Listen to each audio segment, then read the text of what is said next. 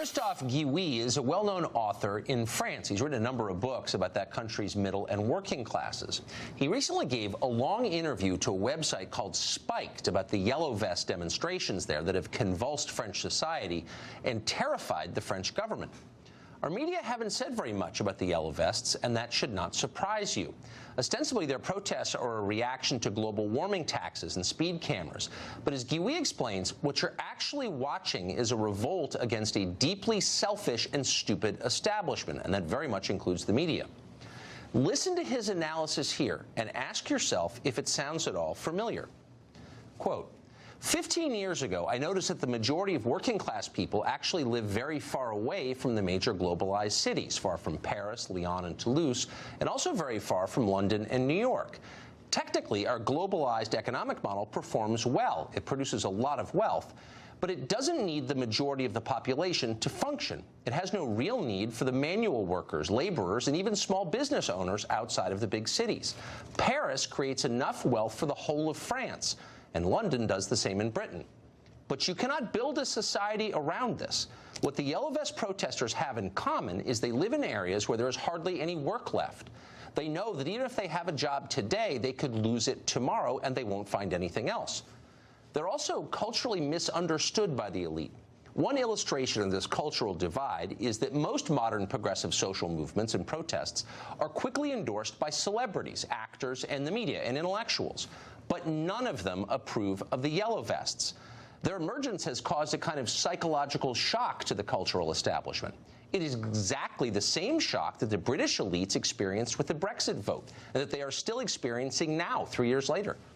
Many voters wanted to remind the political class that they exist.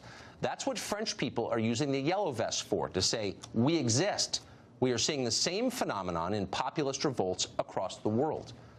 All the growth and dynamism is in the major cities, but people cannot just move there. The cities are inaccessible, particularly thanks to mounting housing costs.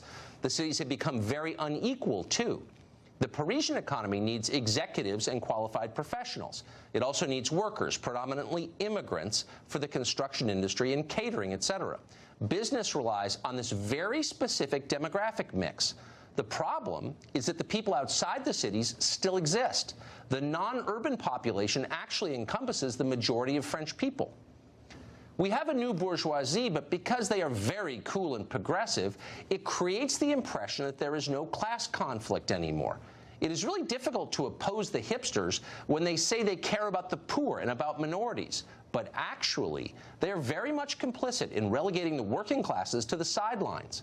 Not only do they benefit enormously from the globalized economy, but they have also produced a dominant cultural discourse which ostracizes working-class people.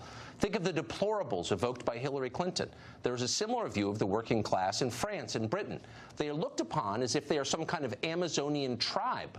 The problem for the elites is that this is a very big tribe. The reaction to the Yellow Vests has been telling in France. Immediately, the protesters were denounced as xenophobes, anti-Semites, and homophobes. The elites present themselves as anti-fascist and anti-racist, but this is merely a way of defending their class interests. It is the only argument they can muster to defend their status, but it's not working anymore. Now the elites are afraid. A lot has been made of the fact that the Yellow Vest demands vary a great deal, but above all, it is a demand for democracy.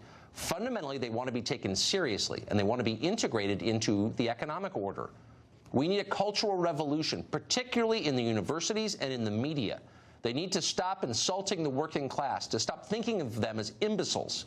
Cultural respect is fundamental. There will be no economic or political integration until there is cultural integration. Then, of course, we need to think differently about the economy.